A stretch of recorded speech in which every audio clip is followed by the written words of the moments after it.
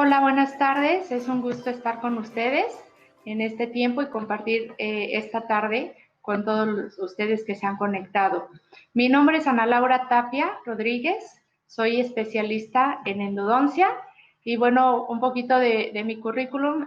Soy egresada de la Benemérita Universidad Autónoma de Puebla en licenciatura en el año 2000 y realicé mi posgrado de endodoncia en la Universidad Autónoma de Tlaxcala y fui egresada en el 2006. Por lo tanto, mi práctica ha sido exclusivamente en endodoncia desde ese año. Tengo 14 años realizando endodoncias y doy clases, soy catedrática de esta misma área en la Universidad Popular Autónoma del Estado de Puebla. Bueno, nuestro tema que vamos a hablar el día de hoy es diagnóstico en endodoncia. Este es un tema muy importante debido a que, bueno, en todas las áreas, en todas las especialidades, el diagnóstico, si nosotros tenemos un diagnóstico certero, entonces vamos a dar un tratamiento adecuado y vamos a tener el éxito con nuestro paciente. Y bueno, para hablar un poquito sobre el diagnóstico en endodoncia, nosotros vamos a hablar primeramente del dolor. De endodoncia o en odontología como tal, siempre estamos nosotros lidiando con el dolor. El dolor, según la Asociación Americana, en 1979, es una experiencia sensitiva y emocional no placentera asociado a un daño tisular real. Esta es la definición y bueno, ¿por qué es importante saber o identificar más bien el origen del dolor? Porque eso nos va a dar que nuestro diagnóstico sea el acertado. Como sabemos, el dolor odontogénico es el motivo más frecuente que obliga al individuo a buscar ayuda del profesional. Por lo tanto, es un gran desafío de nosotros el reconocer su factor etiológico. Lamentablemente, en nuestra sociedad no tenemos una sociedad que sea preventiva, sino que buscan la ayuda profesional ya cuando van con un dolor muy severo debido al miedo. Entonces, es gran desafío para nosotros saber si ese dolor es de origen odontogénico o viene de otras estructuras. Recordemos que nosotros estamos trabajando con estructuras en la boca, que diga en la cabeza, y de verdad el origen puede venir de varias zonas. Endodónticamente nosotros podemos encontrar dos tipos de dolor.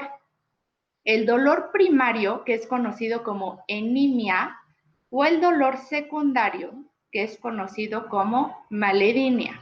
Vamos a ver la diferencia entre ambos. Bueno, ¿cuál es uno? El dolor primario es agudo o de inicio. Este dolor va a ser el que el paciente va a llegar y nos los va a localizar, va a ser muy localizado, va a ser un dolor breve, va a ser un dolor agudo y va a ser un dolor lancinante. Lancinante quiere decir que es de muy alta intensidad y que está limitado a un punto en concreto. Entonces son pacientes que llegan y pueden ubicar muy bien cuál es el órgano dentario que les está afectando, ¿no? No divagan, saben muy bien cuál es. Este va a estar transmitido por las fibras A delta. Ahorita vamos a ver que en la pulpa nosotros tenemos dos tipos de fibras nerviosas, las A delta y las C. Bueno, este dolor va a ser transmitido por las fibras A delta, que son nocioceptivas. Recordemos que las fibras nocioceptivas son las que captan dolor. El neurotransmisor que va a liberar esta fibra nerviosa va a ser el glutamato. Y existen en este tipo de dolor los arcos reflejos. ¿Qué es un arco reflejo? El arco reflejo va a ser lo que el paciente llega y nos dice, me está empezando a molestar el órgano dentario arriba, ¿no? Por ejemplo, si nosotros, el paciente llega y nos dice que el dolor es en el órgano dentario 46, nos puede decir, pero la de arriba, exactamente la que choca con esa pieza, ya me está empezando a doler, o sea, la 16. Esos son los arcos reflejos. No quiere decir que la 16 también esté afectada, sino que simple y sencillamente, como todas las fibras nerviosas están conectadas en la boca, entonces se producen estos arcos reflejos. Y como dije, este dolor es conocido como enimia. Ahora, el dolor secundario es crónico o subsecuente. Este dolor va a ser todo lo contrario, va a ser difuso, va a ser prolongado y va a ser sordo. Son los dolores que el paciente llega y dice, no puedo saber si es el de arriba, si es el de abajo, si es el de adelante, el de atrás. No reconoce cuál es el órgano dentario que le está provocando porque ya llega con un dolor muy extendido que puede abarcar hasta área de ojo, área de oído y muchas veces hasta dolor de cabeza. Va a ser transmitido por las fibras C. Las fibras C son el otro tipo de fibras que nosotros encontramos en la pulpa dental. Y bueno, el neurotransmisor que se libera cuando se activan estas fibras va a ser glutamato, igual que en el anterior, y también sustancia P. Y es conocido como maledinia. Ahora, para que nosotros podamos planificar y llegar a un diagnóstico concreto, tenemos que realizar 3 fases muy importantes. La fase semiológica, que es la primera, es el análisis del surgimiento de signos y síntomas. ¿Qué quiere decir? El interrogatorio del paciente. Nosotros tenemos que hacer si el paciente va con mucho dolor, hacemos una historia que conocemos como historia de urgencia, historia clínica de urgencia. ¿Y a qué se concentra esta historia clínica? Se concentra a ubicar nada más al dolor, ¿no? A estudiar el dolor. ¿Cuándo empezó? ¿Qué intensidad tiene en una escala del 1 al 10? ¿Con qué se le aumenta? ¿Con qué se le quita el dolor? Varias series de preguntas que hacemos, pero enfocados en ese tipo de dolor. Una vez que el paciente ya nos dijo, ¿no? Lo que lo intensifica, lo que hace que se quite el dolor. Muchas veces hay pacientes que llegan y dicen, tomo algo caliente y me duele mucho, pero ya detecté que si luego tomo algo frío, se me quita el dolor, ¿no? Entonces, todo esto historia o todo eso que el paciente nos va comentando, es muy importante darle su tiempo al paciente. Aquí, aunque él va con mucho dolor, muchas veces queremos como ya apurarnos en ayudarlo, pero todo lo que él nos va a ir diciendo es algo muy importante. Entonces debemos darle el tiempo necesario a que el paciente se desahogue para que nosotros podamos entender qué es lo que está pasando. La segunda fase es la fase semiotécnica. Esta fase son los recursos que nos hacen que nosotros podamos recoger signos y síntomas. ¿Qué quiere decir? Esto va a ser el examen físico exploratorio. Aquí en esta fase es donde nosotros empezamos, después del interrogatorio, ahora sí, físicamente a explorar. Y entonces es donde le pedimos al paciente que ahora sí nos muestre y vamos a utilizar la inspección, nuestros ojos, ¿no? Para empezar a ver, pues, toda la salud en general de la boca. A veces, en endodoncia, tenemos mucho la visión de túnel. La visión de túnel quiere decir que nos vamos al diente afectado y no vemos como todos los órganos dentarios, ¿no? Entonces, sí es un poquito complicado como no tener esta visión de túnel. Nosotros en esta fase semiotécnica tenemos que explorar pues todos los tejidos. Entonces en la inspección, que es donde utilizamos nosotros nuestra vista, tenemos que ver pues cómo están los órganos dentarios, ¿no? El tejido duro y cómo está el tejido blando, pero en general, ¿no? Y ya después de que el paciente, bueno, si nos pudo ubicar el diente afectado, entonces sí ya nos vamos a poner atención en el diente afectado. Y aquí es donde empezamos a hacer las pruebas típicas durante un diagnóstico en endodoncia, que es la de frío, ¿no? La prueba de vitalidad pulpar, que por lo regular lo realizamos con frío y que, bueno, pues utilizamos pues todos estos Sprite Guide que vienen a diferentes temperaturas, unas vienen a menos 10 grados centígrados, otro a menos 40 grados centígrados, ¿no? O los tubitos de hielo. Entonces, bueno, hacemos que es la más importante. La prueba de vitalidad, pues sí es la más importante. ¿Por qué? Porque la prueba de vitalidad nos va a dar cómo está, o nos va a referir cómo está el estado pulpar de ese diente. De ahí nos vamos a la prueba de percusión. La prueba de percusión, si recordamos, es la prueba que se hace con el mango del espejo, ¿no? Entonces, hacemos prueba de percusión, hay de dos tipos, hay horizontal y hay vertical. En endodoncia la que nosotros utilizamos es vertical. Por lo regular, percutimos en lo que sean bordes incisales o en las cúspides, en las caras oclusales de los dientes. ¿Por qué? Porque nosotros con esta prueba lo que estamos viendo es cómo está el estado del ligamento periodontal del ápice, que es la parte que a nosotros nos corresponde evaluar.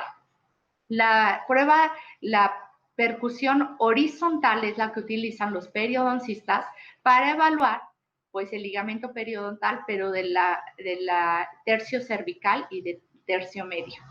Entonces, una vez que percutimos, hacemos sondeo para ver si no hay ninguna bolsa periodontal que a lo mejor se nos esté aquí combinando un factor periodontal con un factor endodóntico. Y por último, podemos hacer palpación con nuestro dedo a nivel de fondo de saco, donde están los ápices de los dientes y sobre todo del diente afectado. ¿Qué nos va a arrojar esto?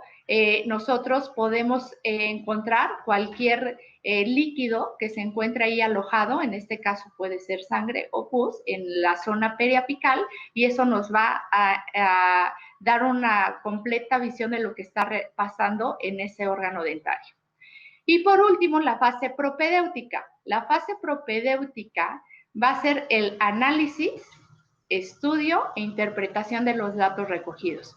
¿Qué quiere decir aquí? Ya teniendo todo esto, en esta fase propedéutica nosotros tomamos una radiografía dental. Hasta este momento, muchas veces lo que nosotros hacemos es tomar primero la radiografía y después hacer las pruebas. Pero sí se ha visto que tomando una radiografía es como pretende ya llegar al diagnóstico. Lamentablemente una radiografía no nos puede ayudar a dar un diagnóstico certero y completo. Sí necesitamos las otras dos fases anteriores porque la pura análisis de la radiografía va a quedar muy incompleta. Entonces, ya teniendo la historia del paciente completo, los signos y síntomas que nosotros pudimos recoger durante la inspección, la palpación, la percusión y la radiografía, entonces sí ya podemos llegar a lo que sería un diagnóstico. Y bueno, la clasificación clínica de enfermedades de origen pulpar van a ser las siguientes. La pulpa dental la podemos encontrar en 3 estados. En un estado normal, con pulpitis. Pulpitis quiere decir una inflamación pulpar. Esta inflamación puede ser reversible o puede ser irreversible, y esa pulpitis irreversible se puede dividir en sintomática y en asintomática. En la nueva clasificación, antes lo manejábamos como pulpitis irreversible aguda o pulpitis irreversible crónica. Ahora ya esos términos se cambiaron y se volvió sintomática y asintomática. Y por último, podemos encontrar necrosis pulpar. Necrosis pulpar es cuando la pulpa ya está en un estado de descomposición por haber entrado bacterias y estar generando ahí pus en el diente. Entonces, bueno, tenemos nada más 3 condiciones: normal, pulpitis, que es inflamación, y necrosis, que es cuando ya se está la pulpa se está descomponiendo. Vamos a ver un poquito la pulpa normal. La pulpa la vamos a encontrar en el centro del diente, es el tejido laxo que encontramos, tejido conectivo laxo, en el interior del diente. Erróneamente lo llaman nervio, pero no es solamente fibras nerviosas, sino es todo un tejido conectivo con todos los componentes que tiene cualquier tejido conectivo: células, fibras de colágeno, tiene arteria, tiene vénulas y tiene también fibras nerviosas, pero sí no se refiere únicamente al nervio. Y bueno, un dato muy importante aquí es que la presión de la pulpa normal, en un estado normal, es de 10 milímetros sobre mercurio. ¿Por qué es importante la presión? Porque esto es lo que se va a modificar cuando nosotros empezamos a tener sintomatología en la pulpa. Esto es lo que hace que el paciente empiece a tener dolor. Entonces, bueno, ante una agresión pulpar o ante un estímulo nocivo, que por lo regular caries es lo más frecuente, entonces ante un estímulo nocivo como la caries, la pulpa va a responder y va a responder por medio de vías de defensa. ¿Cuáles son estas vías de defensa? Bueno, la primera va a ser la formación de dentina esclerótica. Esa es su primera vía de defensa. El diente empieza a cariarse, ¿no? Las bacterias de la caries empiezan a penetrar, ¿no? Destruyen el esmalte, llegan a dentina y entonces, ¿qué es lo que pasa? Perdón, se va a empezar el túbulo dentinario cercano a la caries, en este caso lo veríamos aquí, el túbulo dentinario que está aquí en la dentina cercano a la caries, se va a empezar a cerrar. ¿Y para qué se cierra? Para evitar que las bacterias penetren, ¿no? Y recorran toda la dentina. Cuando se cierra esta dentina esclerótica, aquí podemos ver túbulos dentinarios totalmente permeables. Y bueno, ¿qué es lo que pasa? Entran bacterias. Esta es una tinción especial donde vemos túbulos dentinarios y las partes negras son bacterias que están penetrando a través de esos túbulos dentinarios. Aquí vemos en esta imagen cómo están penetrando y bueno, ¿qué es lo que hace el diente para poderse defender? Empezar a cerrar esa entrada de túbulos dentinarios y entonces formar lo que nosotros conocemos como dentina esclerótica. La dentina esclerótica, como vemos acá, tiene una característica muy singular, digo, es color café, pero si nosotros pasamos nuestro explorador o ponemos un detector de caries, no se va a pintar, va a quedar, no es tejido cariado, no es dentina reblandecida, sino es la manera de que se protegió este diente. Si aún así hubo entrada de bacterias, porque esta dentina esclerótica tardó en formarse y sí penetraron bacterias, entonces la segunda línea de defensa que tiene nuestro diente es la formación de dentina terciaria. Entonces, si vemos en este esquema, nosotros podemos ver aquí caries, aquí la formación de dentina esclerótica, pero se empezaron a penetrar bacterias y entonces, ¿qué es lo que pasa? Ahora, del otro lado del túbulo dentinario, se empieza a formar un tipo de dentina que conocemos como dentina terciaria. Aquí esta dentina terciaria la podemos dividir en dos tipos, reaccionaria o reparativa. ¿Cuál es la diferencia entre una y otra? La célula que lo está formando. En la dentina reaccionaria, dentina terciaria reaccionaria, lo que está formando esta dentina terciaria van a ser los odontoblastos que están tratando de hacer su último intento. Nosotros sabemos que los odontoblastos los encontramos aquí en la pulpa y bueno, va a ser su último intento para poder evitar que estas bacterias penetren a la pulpa y lleguen a contaminarla. Entonces, lo que está haciendo es formar este tipo de dentina. Pero lamentablemente, las bacterias acaban con los odontoblastos, ¿no? Con su túbulo y acaban con el odontoblasto. Entonces, dejan túbulos dentinarios vacíos, que conocemos como tractos muertos. Bueno, si los odontoblastos se mueren o los eliminan las bacterias y quedan tractos muertos, las bacterias van a poder entrar muy fácilmente. ¿Qué es lo que pasa entonces? Bueno, la dentina terciaria reparativa, quien la va a formar son células mesenquimatosas que tenemos en la pulpa.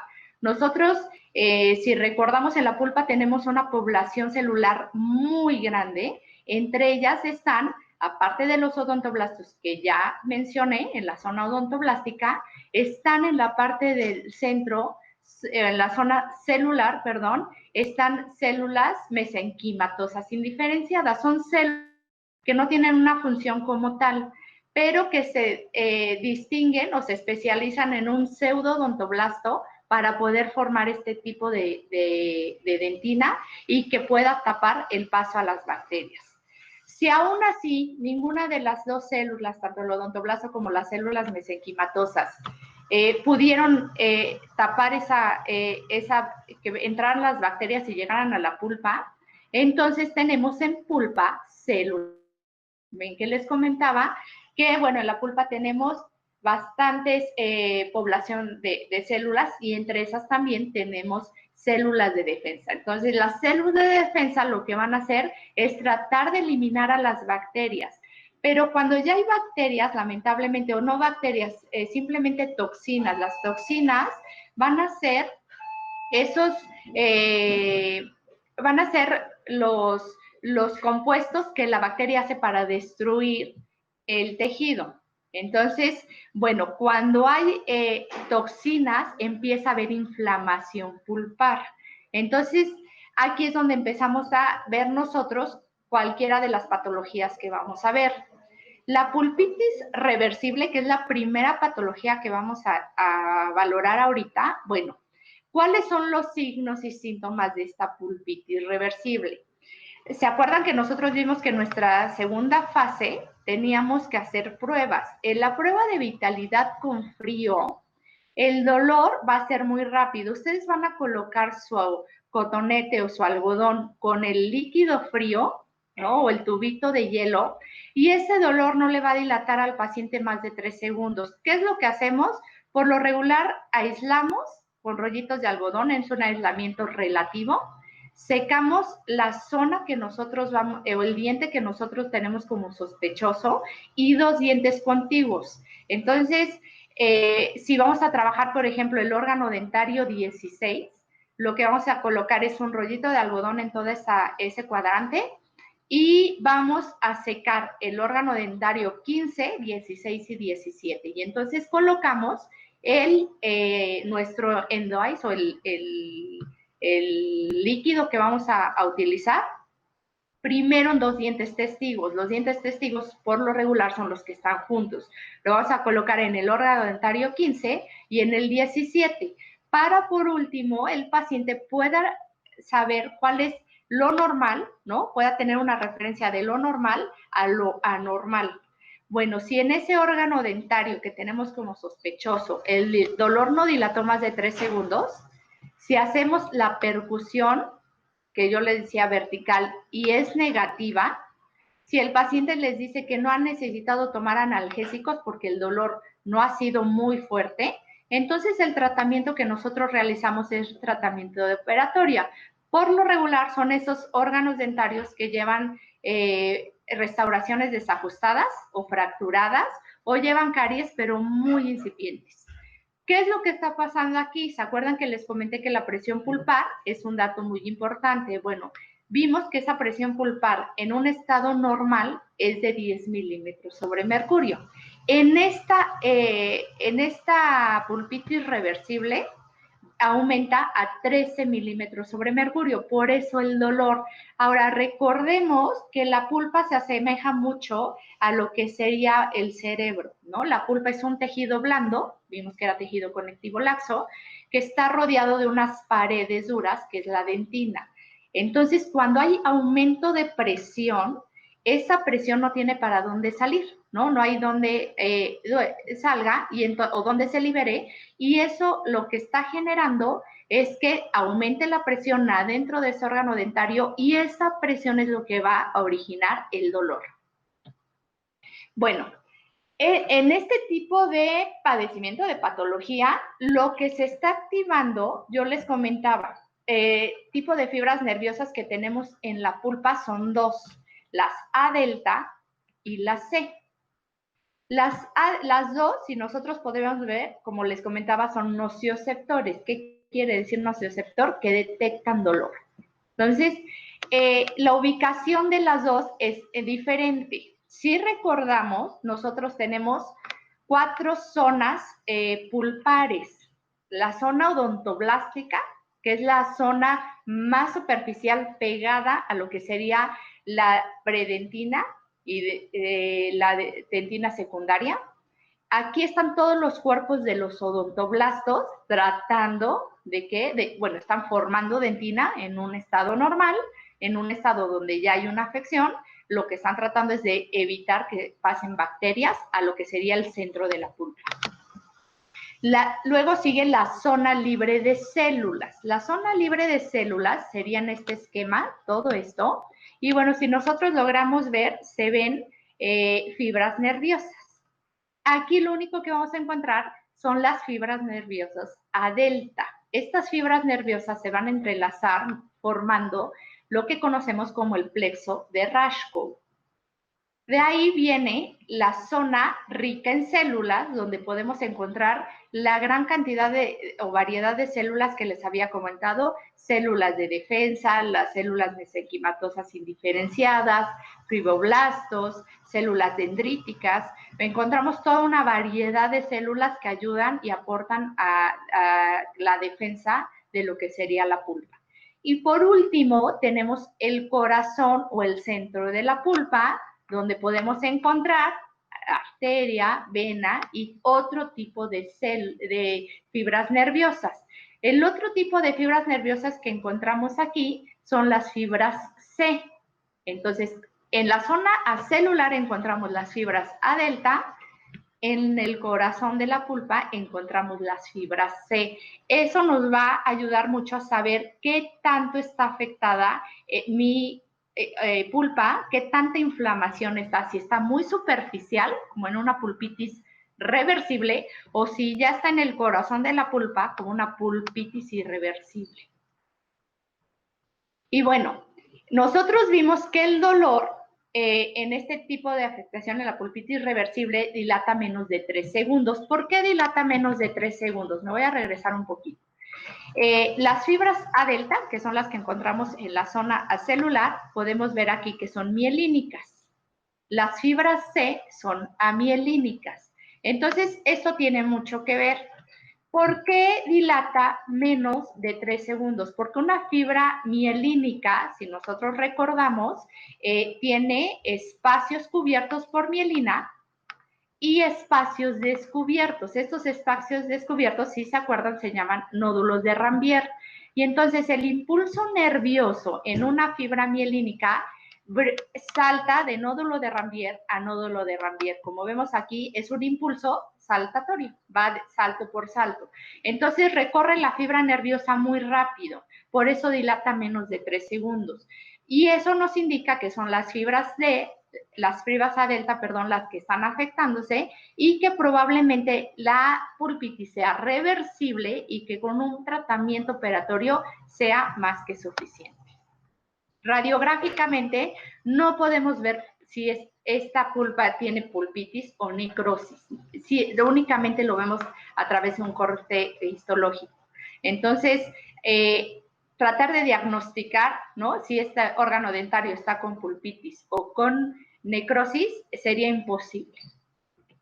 Ahora, la pulpitis irreversible sintomática, por lo regular, es la pulpitis que tenemos muchísimo más, es la más común. Y bueno, en esta prueba, las pruebas de vitalidad, el dolor dilata más de 8 segundos al frío. Puede ser que responda o no a la percusión. Duele al comer cosas frías, calientes, dulces o saladas. El paciente ya le duele con todo. Se le puede quitar momentáneamente por episodios de segundos. Le duele al paciente cuando se acuesta. ¿Por qué va a doler cuando se acuesta? Porque lamentablemente el paciente lo que hace, nosotros vimos que hay presión adentro de la pulpa. Entonces lo que hace el paciente es, del lado donde le molesta, acostarse haciendo presión con su almohada. Y lo que está haciendo es mandar más presión porque toda la sangre de toda la cabeza se está yendo a este lado y lo que necesitamos es tratar de que no haya presión. Por eso al paciente le va a doler cuando se acuesta. No cede analgésicos. Son pacientes que llegan a la consulta y le dicen, ya me metí una bomba y no cede. Entonces, el paciente se puede tomar 2, 3, 4, 5 y no va a ceder. ¿Por qué no va a ceder? Bueno, aquí el tratamiento va a ser endodoncia. ¿Y por qué no va a ceder? Porque la presión pulpar va a aumentar a 35 milímetros sobre mercurio. Vimos que la normal es 10. Entonces, realmente está aumentando literalmente 25 más, ¿no? 25 veces más. Esa presión es lo que está generando que cualquier analgésico que quiera entrar en ese espacio no puede entrar porque hay demasiada presión. Entonces, bueno, ¿qué es lo que está aquí actuando? Las fibras C. Acuérdense que estas fibras C vimos que son amielínicas y entonces el impulso viaja a través de toda la fibra muy lento y por eso dilata más de 8 segundos con nuestra prueba con el frío. Y bueno, ¿dónde se encuentran este tipo de fibras? En el corazón de la pulpa. Si este paciente ya le duele con todo lo que vimos anteriormente, quiere decir que esa pulpa ya se inflamó y que entonces sí es ya está afectada totalmente y entonces hay que hacer el tratamiento de conductos. Igual radiográficamente no lo podemos ver. Y bueno, más que histológicamente, clínicamente es como lo vemos, nosotros hacemos nuestro acceso y entonces empieza a salir toda esa cantidad de sangre. En una pulpitis, ¿cuál es el líquido que se nos está acumulando ahí? Sangre.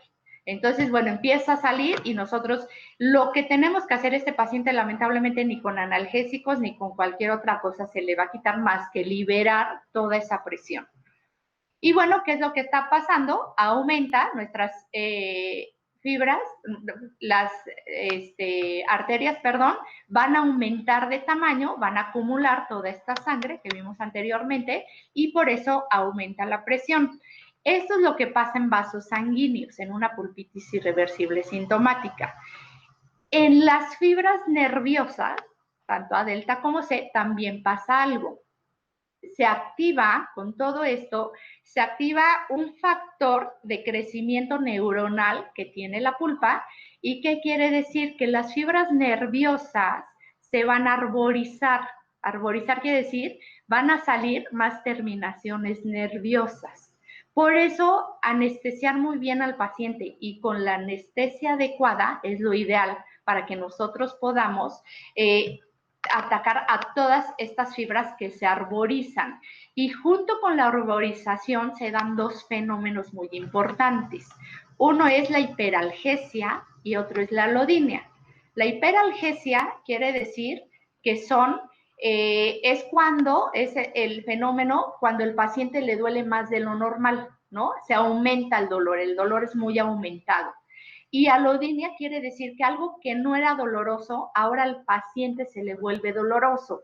El ejemplo más común de alodinia es cuando el paciente llega y nos dice, apenas roza mi lengua con ese diente y no tolero el roce. Eso es algo que no debería ser doloroso para ningún paciente. Bueno, en este caso, con una pulpitis irreversible, se presenta esto, que es la alodinia.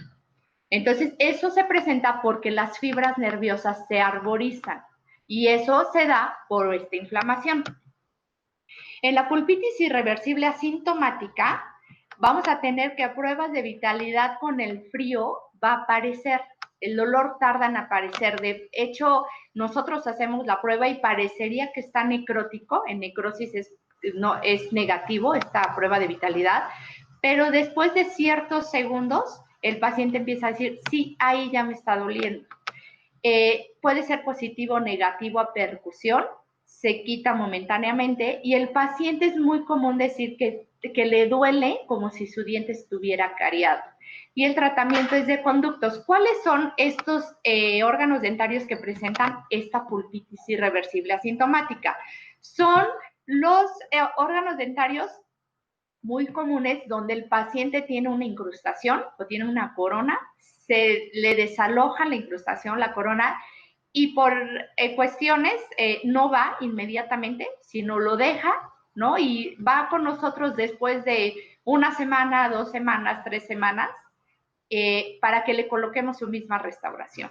Entonces, nosotros vemos que, pues en este caso no, pero vemos que la cavidad está limpia, se desinfecta con clorhexidina, se cementa, y en la tarde o al día siguiente el paciente está con un dolor muy fuerte. Aquí no se presentaba dolor precisamente porque, bueno, no había algo que empezara a acumular la presión, pero cuando nosotros colocamos nuevamente la restauración es cuando empieza a dolerle al paciente. Entonces son pacientes que se dejan esa pieza en contaminación o en contacto con saliva y después van y requieren o piden de nuestra ayuda. Aquí yo les recomiendo que si ya lleva más de 3 semanas así, sí sería bueno hacerle esas pruebas y checar, ¿no? Con un material provisional a ver cómo reacciona. Y si reaccionó bien, entonces, bueno, con un material ya permanente, posteriormente, después de una semana, ¿no? Dejarlo en material provisional 15 días y después, 8 días, perdón, a los 8 días ya poner la restauración, si sella. La pulpitis hiperplásica es otro tipo de pulpitis. Bueno, aquí es lo que conocemos como pólipo pulpar, el famoso pólipo pulpar. Esto es aumento de tejido de granulación pulpar. Este no duele, de hecho son pacientes que pueden estarse masticando, que las cúspides de trabajo pueden estar masticando este pólipo y no va a doler. ¿Por qué no va a doler? Porque se cubre de tejido epitelial. Recordemos que, bueno, en la mucosa tenemos epitelio y las células epiteliales se descaman y se van pegando en toda esta zona y hacen que se cubra y que no duela.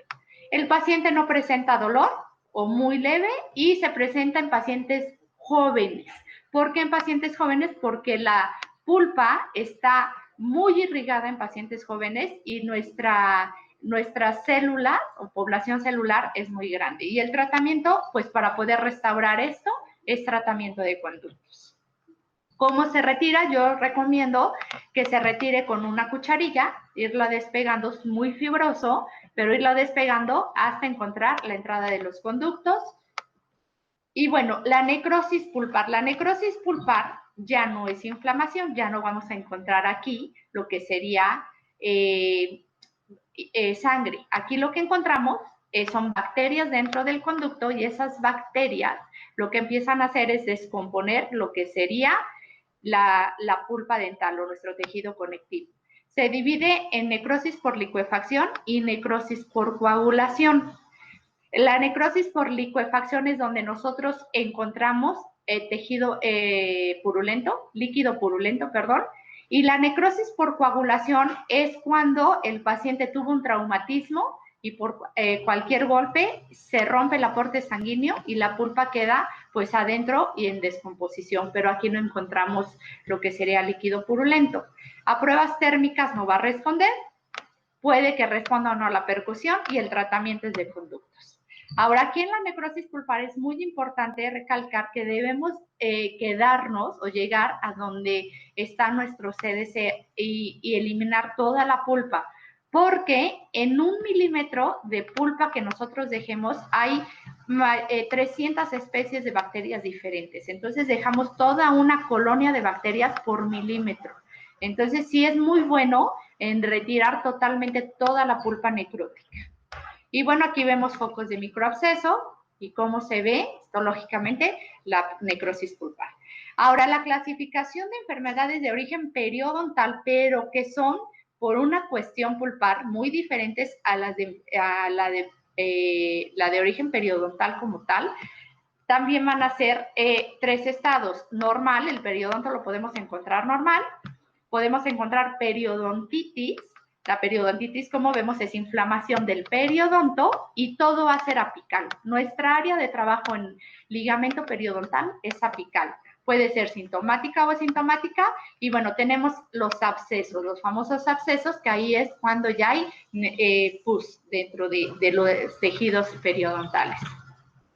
La periodontitis apical sintomática, que va a presentar dolor espontáneo a la palpación, dolor espontáneo a la percusión, dolor al masticar, puede haber ausencia o discreta movilidad dentaria y aquí hasta todas estas patologías periodontales es donde vamos a poder encontrar radiográficamente un signo. En las anteriores de necrosis y periodontitis, pulpitis no. Aquí sí, radiográficamente podemos ver el espacio del ligamento periodontal ensanchado y el tratamiento va a ser el tratamiento de conductos con desgaste oclusal. ¿Por qué? Porque está ensanchado ese ligamento periodontal. Entonces, ¿qué es lo que está pasando aquí? Encontramos una pulpitis irreversible, se empezó a inflamar la pulpa de una manera irreversible y bueno, todo ese contenido de sangre sale a lo que es el ligamento periodontal y ahora empieza a inflamar lo que sería el ligamento periodontal y es como se ve radiográficamente, ensanchado. ¿Qué es lo que tenemos que hacer o qué está haciendo que este ligamento periodontal se esté inflamando? La pulpa inflamada. Por lo tanto, retiramos, hacemos tratamiento de conductos y esto va a sanar por sí solo. El desgaste oclusal es para que el paciente no tenga contacto a la hora de masticar entre cita y cita y esto pueda desinflamar. La periodontitis apical asintomática se debe a presencia de bacterias dentro del conducto, que al crecer salen a los tejidos periapicales. Aquí, ¿cuáles van a ser los síntomas? Dolor espontáneo a la palpación, dolor espontáneo a la percusión, dolor al masticar, puede ser ausencia o discreta movilidad dentaria. Prácticamente son muy parecidos a la periodontitis apical sintomática, únicamente que radiográficamente vamos a ver en lugar del ligamento periodontal ensanchado, zona radiolúcida en el ápice dental. Y el tratamiento es de conductos con desgaste oclusal. ¿Qué es lo que está pasando? Es una pulpa infectada, necrótica, empiezan a crecer bacterias, empiezan a generar tejido purulento y ese tejido o líquido purulento, perdón, sale por el foramen apical y entonces se empieza a alojar en los tejidos periodontales y empiezan a formar ahí nuestros abscesitos. Radiográficamente, como lo vemos, con zonas radiolúcidas alrededor de lo que sería el ápice. Y bueno, histológicamente así es como se ve una zona radiolúcida. El absceso alveolar crónico se va a desarrollar a partir del anterior, de la periodontitis apical asintomática. Este es un proceso inflamatorio en los tejidos periapicales que presentan un foco de supuración. No hay dolor a la percusión ni al masticar. Puede haber ausencia o discreta movilidad dentaria y clínicamente hay salida del material purulento. El tratamiento es tratamiento de conductos con desgaste y es lo que conocemos como la famosa fístula. Aquí es donde se nos empieza a ver salida del material purulento a través de los tejidos blandos y entonces empezamos a ver las fístulas.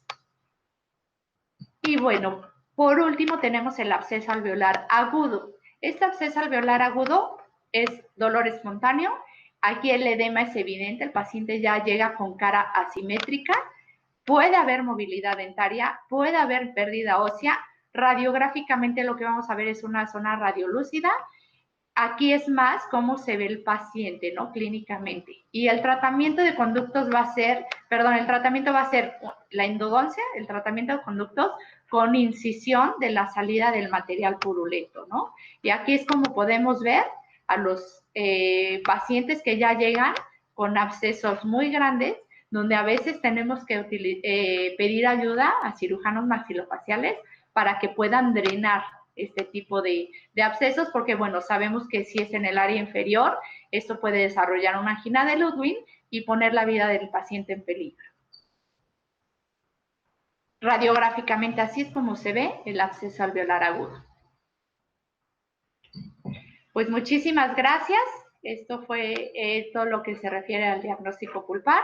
No sé si tengan alguna duda.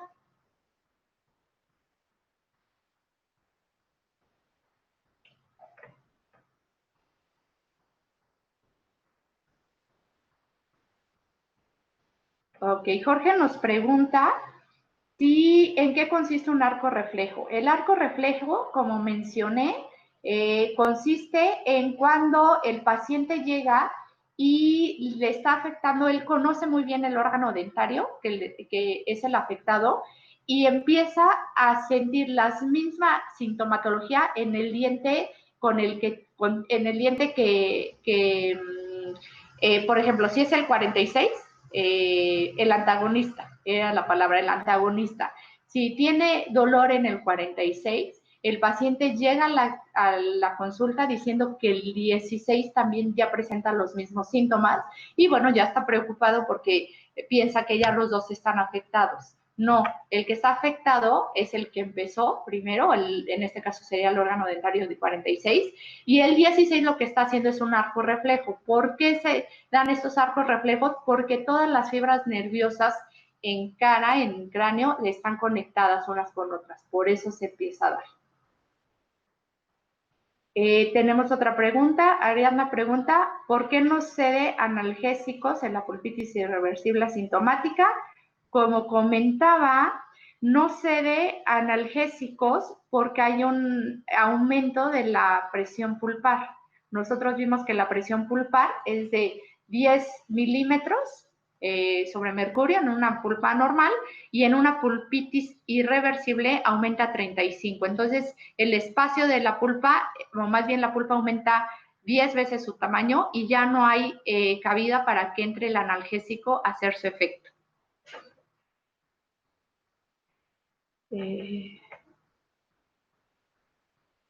Otra pregunta es, hola, en pacientes con celulitis, lo hace Omar. Dice, hola, en pacientes con celulitis, para realizar el tratamiento de conductos, ¿cómo podemos manejar el tema de las técnicas de anestesia? Sí, aquí primero tenemos que manejar en pacientes con celulitis, lo ideal es ver que no corra peligro la vida del paciente. Mandamos antibiótico, de hecho es en la única de todas las que yo mencioné donde ya manejamos antibiótico. El antibiótico de elección tiene que ser uno que ataque bacterias anaerobias. Nosotros tenemos bacterias anaerobias en todos estos procesos, en todas estas afecciones. Entonces, por lo regular mandamos clindamicina.